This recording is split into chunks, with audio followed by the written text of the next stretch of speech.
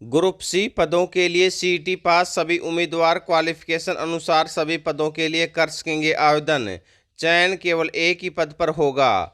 और पोर्टल पर आपको कैसे आवेदन करना है, पूरी प्रक्रिया इस वीडियो में आपको बताई जाएगी। उससे पहले अगर आपने अभी तक डिजिटल फ्री शिक्षा यूट्यूब चैनल को सब्सक्राइब नहीं किया है तो साथियों सब्सक्राइब जरूर कर लें, क्योंकि हरियाणा का एकमात्र विश्वसनीय चैनल जो सभी प्रकार की अपडेट आप तक रेगुलर पहुंचाता है। हरियाणा कर्मचारी चयन आयोग अगले सप्ताह ग्रुप सी की 420 कैटेगरी के 32,000 पदों के लिए आवेदन के लिए पोर्टल शुरू करेगा। देश में इस तरह का पहला पोर्टल होगा लॉन्च। तो साथियों, देश में पहला पोर्टल है, यानी कि इसकी प्रक्रिया को बहुत ही बारीकी से देखा जा रहा है, इसीलिए इतना समय लगा है।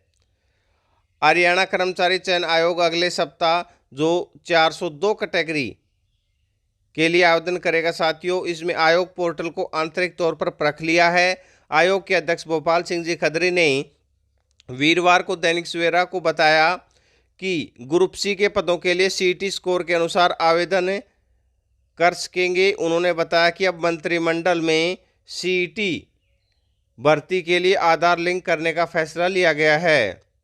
जो साथियों 2 दिन पहले फैसला आया था वो हमने वीडियो बनाकर आपको बता भी दिया है।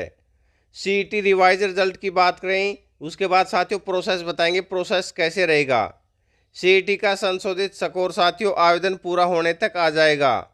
यानी कि आयोग के अध्यक्ष ने बताया है कि सीईटी स्कोर संशोधित करने के लिए 1,51,000 ने पोर्टल पर या तो अपने दावे सत्यापित किए हैं या फिर सामाजिक अंक जो नंबर लिए गए थे साथियों वो छोड़े हैं। इसलिए सीईटी का संशोधित स्कोर ग्रुप सी के पदों के आवेदन पूरा होने तक जारी हो सकेगा। तो साथियों इसकी बीच में कोई ज़रूरत भी नहीं है, ये जारी हो जाएगा, एक तरफ आपके आवेदन शुरू कर दिए जाएंगे। पहला जो प्रोसेस होगा आवेदन करने का वो स्टेज 1 देखिए। जैसे ही उम्मीदवार अपना वन टाइम रजिस्ट्रेशन नंबर भरेगा, पोर्टल पर उम्मीदवार का पूरा डाटा खुल जाएगा। क्योंकि सीईटी वन टाइम रजिस्ट्रेशन +2 पास योग्यता थी, इसलिए उम्मीदवार अपनी शैक्षणिक योग्यता और अनुभव प्रमाण पत्र व अन्य संबंधित जो प्रमाण पत्र हैं वो अपलोड कर सकेगा।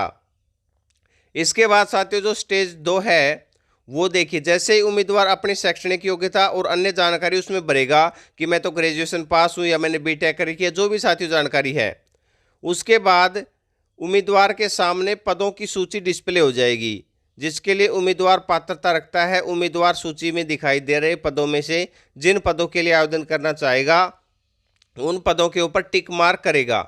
और टिक मार्क करने पर साथियों पोर्टल उम्मीदवार को यह बताएगा कि वह इस पद के लिए पात्र है या नहीं।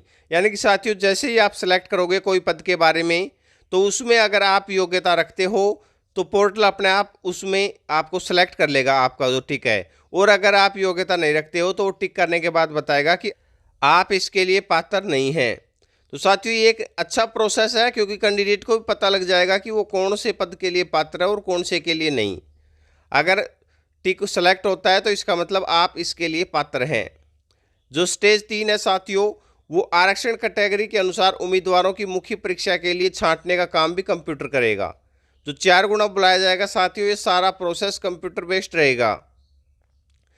अगर पदों की संख्या 30 से कम है तो 5 गुना उम्मीदवारों को बुलाया जाएगा, और अगर 30 से 40 के बीच है तो कुल 150 उम्मीदवारों को छांटा जाएगा।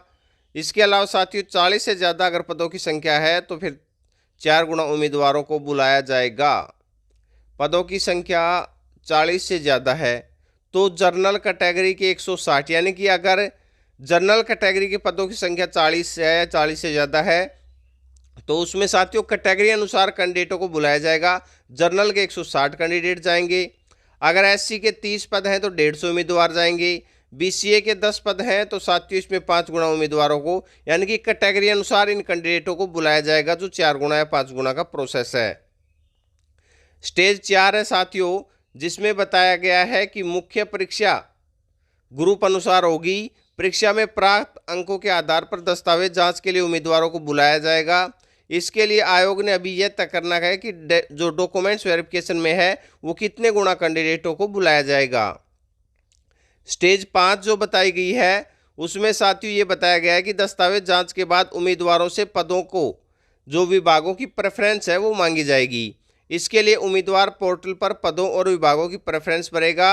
स्क्रीन पर आयोग की तरफ से पदों का क्रम होगा। इन पर उम्मीदवार को अपनी प्रेफरेंस देनी है कि 1 नंबर पर ये है, 2 नंबर पर ये है। साथियों, इसमें अच्छी तरीके से समझाया भी गया है कि उम्मीदवारों को अपनी प्रेफरेंस 1, 2, 3 और शब्दों में 1, 2, 3, 4 और इन पदों के सामने विभागों की प्रेफरेंस भरनी होगी। अध्यक्ष भोपाल सिंह जी खत्री ने बताया कि अंतिम स्टेज होगी उम्मीदवार का लिखित परीक्षा में प्राप्त अंक और सामाजिक आर्थिक यानी कि सोशियो इकोनॉमिक क्राइटेरिया के नंबर हैं वो ऐड करने के बाद आधार यानी कि साथियों दोनों नंबर ऐड करने के बाद जो प्रेफरेंस अनुसार उनका चयन किया जाएगा, जो विभागों की प्रेफरेंस उम्मीदवार ने भरी है। उन्होंने बताया कि एक उम्मीदवार भले ही एक से ज़्यादा पदों के लिए चयनित होने का पात्र हो, मगर उसको केवल एक ही पद मिलेगा प्रेफरेंस के अनुसार। जो उसने पहली प्रेफरेंस भरी होगी साथियों, उस हिसाब से उसको पद मिलेगा। यह पद उसकी प्रेफरेंस अनुसार होगा।